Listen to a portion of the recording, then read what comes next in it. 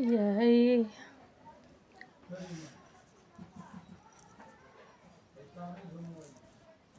मैं तो ये नहीं कहूँगी। आप सब लाइक कीजिए, सब्सक्राइब कीजिए, ऐसा कुछ नहीं कहेंगे। हम एक ही बात कहेंगे, 3 सूत्र कीजिए, गुरु से दया मांगिए, चर्चा कीजिए, विचारों को सुनिए। जब तक विचार नहीं सुनिएगा तब तक कैसे होगा। हम आप सबका विचार सुनते हैं तो मेरा मन कहा कि हम भी अपना विचार दें। इसलिए कहना चाहते हैं हम आप सबसे कि देखिए, गुरु शिव है, परमपिता परमात्मा।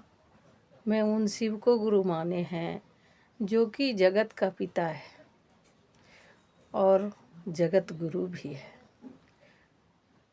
मैं साहब के कहना का अनुभव लगाए, विचार किए, अपने अंदर में ढूंढे कि जो इस धरती पे मैं एक भजन गाती हूँ, जिन्होंने भेजा जगत में जाना, तय कर दिया लौट के फिर से आना। एक बात बताइए गुरु बहन, गुरु भाई, जो ये तय कर सकता है कि जगत में भेजना है, जगत से आपस लाना है, मैं उन गुरु को गुरु बनाए हैं, उन शिव को गुरु बनाए हैं। बताइए, मुझे तो गर्व होना चाहिए कि हम उस शिव को गुरु बनाए हैं जो जगत गुरु परमपिता परमात्मा है। और हमें किसने दिया? उन साहब ने दिया। जो कि किसी को कुछ मिलता है ना गुरु बहन, वो अंदर अंदर एक सपना होता है। हम मतलब छोटे थे तो देखते थे, बूढ़ा पुराना लोग बात करता था, अभी भी करती है। हाँ, क्या एक सपना होता था सांप का, ठीक है। तो सब में विचार करता था कि ये बात कहने के लायक नहीं है, ये बात नहीं कहना चाहिए, जीवन में घाटा आ जाता है या जो भी होता होगा हो जाता है, लेकिन हम बड़ों से सुने कि ये बात मत कहिए। एक बात बताइए, लेकिन साहब को कितना बड़ा चीज़ मिला है।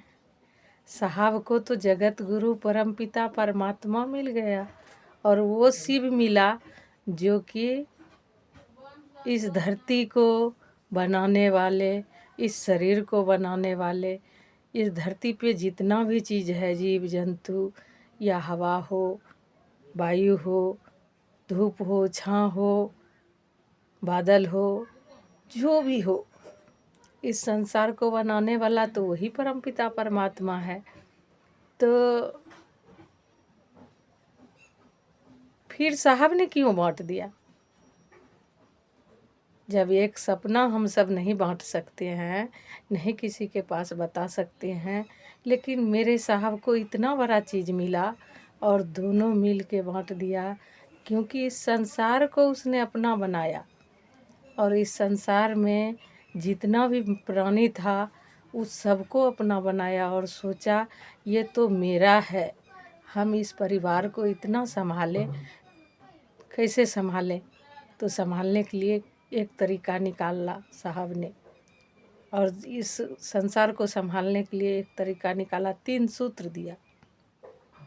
हम सबको इसलिए 3 सूत्र दिया गया कि ताकि हमको याद रहे कि धरती पे जिसने भेजा है वो आपस भी बुलाएगा, और हमें उसको कह के क्या आए हैं कि हम आपका भक्ति करेंगे। और जो भक्ति करता है वो भावभूत होता है, तो भक्ति तो हम कर नहीं सकते हैं, क्योंकि हम तो भक्त बन नहीं सकते हैं। तो कम से कम शिष्य बन के तो गुरु का काम करिए।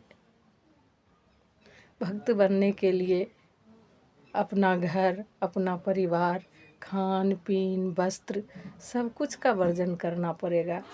हम कहते हैं उतना तो हमसे नहीं सपरेगा, क्योंकि हम घर परिवार का आदमी हैं। साहब ये भी नहीं कहा कि तुम कुछ त्यागो, लेकिन सिर्फ 3 सूत्र का बात करो। हम कहते हैं कि दया मांगना, चर्चा करना, नमः शिवाय से गुरु के चरणों में प्रणाम करना, ये कोई किसी के लिए भारी नहीं होगा, लेकिन जो दिल से अपनाता है, जो दिल से चाहता है, उसके लिए कोई भारी नहीं है। जो नहीं अपनाया है, जो मन से कहता है ऊपर से कि हम शिव शिष्य हैं, लेकिन करने के लिए बोलिए तो कुछ ना कुछ उल्टा ज़रूर करेगा। तो ऐसा नहीं है कि साहब ने कहा कि तुम उल्टा भी बोलोगे तो भी गुरु मिलेगा, सही भी बोलोगे तो भी गुरु मिलेगा। इसका मतलब ये नहीं है कि जानबूझ के गलती कर दीजिए और गुरु मिल जाएगा, ऐसा नहीं है। गुरु भाई गुरु बहन, देखिए जितना ज्ञान है करने का कोशिश कीजिए, क्योंकि परमपिता परमात्मा मेरा गुरु है और उन गुरु का शिष्य हैं हम, जो कि इस धरती को बनाता है और बिगाड़ने का भी क्षमता रखता है। हम उन परमपिता परमात्मा का शिष्य हैं जो मारता भी संहार भी करता है और अवतार भी करता है। बताइए, इसीलिए हम सबसे कहते हैं कि हे गुरु भाई, हे गुरु बहन, शिव को गुरु बनाइए और शिव गुरु दया करेगा। आप भी मान के देखिए।